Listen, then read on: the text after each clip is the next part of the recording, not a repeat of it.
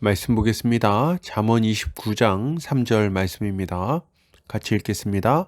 지혜를 사모하는 자는 아비를 즐겁게 하여도 창기와 사귀는 자는 재물을 잃느니라. 아멘. 잠언 29장 3절 말씀, 지혜를 사모하는 자, 창기와 사귀는 자라는 제목으로 말씀 보도록 하겠습니다. 신자는 영원한 지혜를 사모하며 그 지혜를 따라 살아가는 자입니다. 왜요? 세상 지혜를 따라 살아가는 것이 패망의 지름길임을 잘 알기 때문입니다. 오늘 본문을 통해서 이에 대해 함께 살펴보도록 하겠습니다. 오늘 잠언 기자는 지혜를 사모하는 자는 아비를 즐겁게 하여도 창기와 사귀는 자는 재물을 잃는다고 말합니다. 이것을 타번역본에서는 지혜를 사랑하는 사람은 그 아버지를 기쁘게 하지만 창녀와 어울려 다니는 사람은 자기 재물을 탕진한다 라고 번역하고 있습니다. 본문은 지혜를 사랑하는 사람과 창녀와 어울려 다니는 사람을 대조하면서 지혜를 사랑하는 것의 귀함을 강조하고 있습니다. 이것은 신자가 어리석고 방탕한 삶을 버리고 하나님을 경외하는 삶을 살 때 안전하고 복된 인생을 살 수 있다는 것을 교훈하는 말씀이라고 할 수 있겠습니다. 본문은 지혜를 사모하는 자는 아비를 즐겁게 하여도 창기와 사귀는 자는 재물을 잃는다고 말합니다. 이때 사모하다는 아헤브라는 단어인데 사랑하다, 좋아하다 등의 의미를 가지고 있습니다. 그리고 즐겁다는 사마흐라는 단어인데 기뻐하다, 즐거워하다 등의 의미를 가지고 있어요. 그리고 사귀다는 라라는 단어인데 사귀다, 친구가 되다 등의 의미를 가지고 있습니다. 그러니까 정리해 보면 지혜를 사랑하고 좋아하는 사람은 부모를 기쁘고 즐겁게 만들지만 창기와 사귀는 자는 재물을 잃어버리게 될 것이라는 말을 하고 있는 것입니다. 먼저 생각해 볼 부분은 지혜를 사모하는 자가 아비를 즐겁게 한다는 부분입니다. 본문은 왜 지혜를 사모하는 것의 결과를 아비를 즐겁게 하는 것으로 표현하고 있을까요? 그 이유는 분명합니다. 부모야말로 자식의 인생을 가장 걱정하고 염려하는 사람이기 때문입니다. 지혜를 사모한다는 것은 하나님을 경외하며 그의 다스림 받는 것을 기뻐한다는 말이에요. 그런데 하나님은 어떤 분이십니까? 이 세상을 창조하셨을 뿐만 아니라 그 무한한 지혜로 다스리고 계시며 그 전능하신 능력으로 새 일들을 이루어 가시는 분이십니다. 그분의 다스림을 받는 자에게는 질서 잡히고 충만하며 복된 삶이 기다리고 있는 거죠. 주를 따르는 자는 갑작스러운 함정에 빠지지 않습니다. 악한 동무들과 어울려 다니다가 죄에 물들어 실족할 일도 없어요. 도리어 이 사람은 자신에게 주어진 일에 충성하며 성실하게 살아가면서 하나님과 이웃의 기쁨이 됩니다. 악을 행하지 않으니 원수가 없습니다.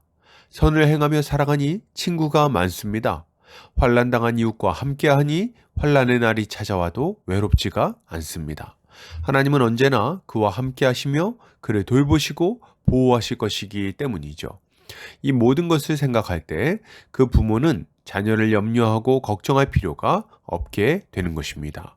도리어 크게 기뻐하고 즐거워하게 되는 거죠. 그러나 반대로 하나님을 경외하지 않고 세상의 가르침을 따라 방탕하게 살아가는 자는 어떻습니까? 그는 부모의 근심이 될 것이 분명합니다. 부모는 그 자녀가 어디서 무엇하며 사는지를 늘 걱정해야 돼요. 이 사람은 어리석은 행동을 반복하다가 인생의 쓴맛을 보게 될 것이 너무나도 분명하기 때문입니다. 본문은 이러한 사람을 창기와 사귀는 자라고 표현하고 있어요. 창기와 사귄다는 것은 무엇을 보여줍니까? 그가 질서 잡히고 평온한 삶을 사는 대신 방탕하고 무질서한 삶을 살아간다는 것을 보여줍니다. 이 사람은 좋은 배우자를 만나서 함께 인생을 꾸려나갈 생각을 하지 않습니다. 성실하게 일하며 인생을 세워나가는 데는 관심이 없다는 거예요. 이 사람은 가치 있는 것을 추구하지 않고 순간의 쾌락과 즐거움만을 쫓아 살아갑니다. 그러니 어떻게 되겠습니까? 가지고 있는 것을 낭비하며 어리석은 선택을 반복하다가 가산을 탕진하게 되는 거죠. 그에게는 가치 있는 재물이 없습니다. 돈이 없다는 말이 아니에요. 자기 인생을 녹여내어 창출해낸 가치를 가지고 있지 않다는 말입니다. 이 사람은 물려받은 재산은 있을지 모르지만 그것으로는 인생을 견실하게 세워나갈 수가 없습니다. 왜요? 그 재물이 그 재물에 나의 수고와 노력이 녹아있지 않기 때문입니다. 그런 재물은 무겁지가 않아요. 그렇기에 그 재물을 사용하는 것도 어렵지가 않습니다. 그러니 그 많은 재물을 한 잔 술에 가볍게 털어버리게 되는 거죠. 그러니 이 사람 인생이 어떻게 되겠습니까? 쾌락을 쫓아 방탕한 삶을 반복하니 재산이 남아날 수가 없습니다. 세월도 낭비하고 건강도 상합니다. 몸에는 악한 습관이 들어서 악순환을 반복하게 되죠. 그리고 어느 순간 가난이 사자처럼 그를 덮치게 되는 것입니다. 그러나 그렇게 된다 해도 몸에 밴 습관이 하루아침에 바뀌겠습니까? 안 바뀌죠. 그래서 이 사람은 일확천금의 허황된 꿈이나 꾸면서 또다시 인생을 허비하게 되는 겁니다. 성실하게 일해서는 자신의 그 악한 욕심과 습관을 만족시킬 수가 없으니까 어리석은 일을 반복하게 되는 거예요. 그 마지막은 어떻게 됩니까? 허무한 죽음만이 기다리고 있는 것입니다. 그리고 한 번뿐인 인생을 의미 없이 낭비하다가 하나님의 심판대 앞에 서게 되는 거죠. 이것이 얼마나 허망한 일입니까? 이렇게 어리석은 삶을 살았던 인물 중에는 예수님의 비유에 나오는 탕자가 있습니다. 이 어리석은 아들은 부모의 재산을 가지고 먼 나라로 떠나버립니다. 그리고 그곳에서 악한 동무들과 어울리며 허랑방탕한 삶을 살아가죠. 결국 그는 가산을 다 탕진하고 거렁뱅이가 되어서 돼지나 먹는 쥐업 열매를 찾아다니는 신세가 되어버립니다. 다행히도 이 사람은 자신의 잘못을 뉘우치고 집으로 돌아와서 다시 새로운 삶을 살게 됩니다. 감사한 일이죠. 그러나 그가 떠난 사이에 그 부모는 어떤 시간을 보내야 됐습니까?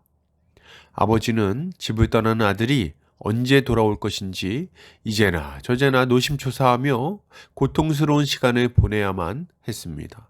이 사람은 그야말로 부모를 근심하게 하는 악한 아들이었던 거예요. 그러므로 여러분, 이것을 생각할 때 우리는 어떤 삶을 살아야 하겠습니까? 가장 먼저 우리는 세상과 짝하여 어리석은 삶을 살았던 지난날의 삶을 회개하고 하나님께로 돌이켜야 하겠습니다. 우리는 창기와 어울리는 악한 자들의 모습을 생각하며 나와는 상관없는 얘기라고 생각할지도 모릅니다. 그러나 과연 그렇습니까? 세상과 버타여 돈을 사랑하고 쾌락을 사랑하고 성공을 사랑하며 살아가던 우리의 모습은 이 악한 둘째 아들과 다르지가 않습니다. 우리는 가정을 꾸리고 사업을 해서 건실하게 살고 있다 생각할지 모르지만 하나님을 떠난 우리의 모습은 창기와 어울리는 악한 자의 모습과 실상 전혀 다르지를 않은 거예요. 이러한 삶의 끝에는 무엇이 기다리고 있습니까? 우리 인생을 탕진하고 아무 열매 없이 하나님 앞에 서는 비참한 마지막만이 기다리고 있는 것입니다. 그렇기에 우리는 이런 어리석은 삶에서 속히 돌이켜야 하겠습니다. 우리의 하늘 아버지께서 우리가 돌아올 날을 오래도록 기다리고 계십니다. 우리는 하나님의 마음을 아프게 하던 어리석은 삶을 이제 그만 청산하고 돌이켜야 하는 거예요. 이것이야말로 우리가 가장 먼저 해야 할 일일 것입니다. 그리고 주님께로 돌이켰다면 이제 다시는 이전의 어리석은 삶으로 돌아가지 않아야 하겠습니다. 우리의 인생을 망치고 영혼을 망치던 어리석은 삶을 반복할 이유가 없습니다. 쾌락을 추구하며 인생을 허비하던 것은 지나간 때로 족합니다.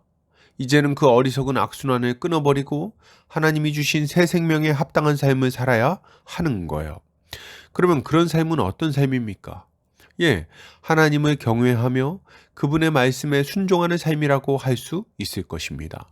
이제 우리의 가장 큰 목표는 돈이 아닙니다. 성공도 아니에요.